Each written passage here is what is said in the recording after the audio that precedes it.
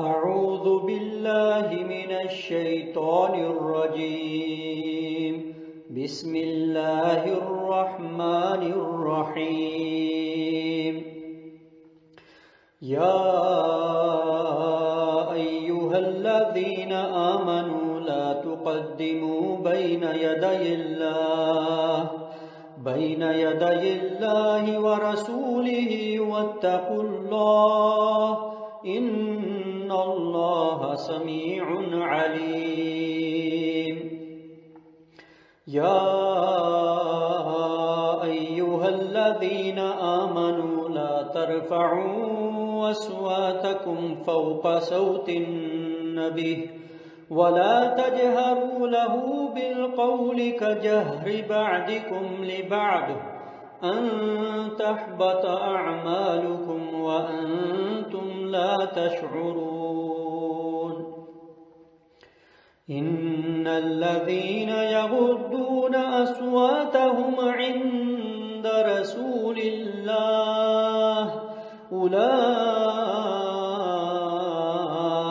الذين امتحن الله قلوبهم للتقوى لهم مغفرة وأجر عظيم إن الذين ينادونك من وراء الحجرات أكثرهم لا يعقلون ولو أنهم صبروا حتى تخرج إليهم لكان خيرا لهم واللہ غفور رحیم. O you who have believed, do not put yourself before Allah and His Messenger, but fear Allah. Indeed, Allah is hearing and knowing. O you who have believed, do not raise your voices above the voice of the Prophet, or be loud to him in speech like the loudness of some of you to others, lest your deeds become vain while you are unaware. Indeed, those who lower their voices before the Messenger of Allah, they are the ones whose heart Allah has tested for righteousness.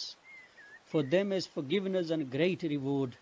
Indeed, those who call you, O Muhammad, from behind their chambers, most of them do not use reason.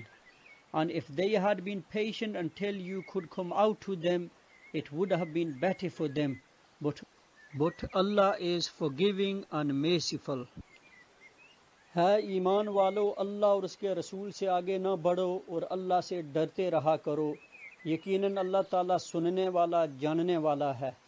ہے ایمان والو، اپنی آوازیں نبی کی آواز سے اوپر نہ کرو اور نہ اس سے اونچی آواز سے بات کرو جیسے آپس میں ایک دوسرے سے کرتے ہو، کہیں ایسا نہ ہو کہ تمہارے اعمال اکارت ہو جائیں اور تمہیں خبر بھی نہ ہو. بے شک جو لوگ رسول اللہ صلی اللہ علیہ وسلم کے حضور میں اپنی آوازیں پست رکھتے ہیں، یہی وہ لوگ ہیں جن کے دلوں کو اللہ نے پرہیزگاری کے لیے جانچ لیا ہے. ان کے لیے مغفرت ہے اور بڑا ثواب ہے. جو لوگ آپ کو حجروں کے پیچھے سے پکارتے ہیں، ان میں سے اکثر بے عقل ہیں. اگر یہ لوگ یہاں تک صبر کرتے کہ آپ خود ان کے پاس آ جاتے تو یہی ان کے لیے بہتر ہوتا. اللہ غفور الرحیم ہے.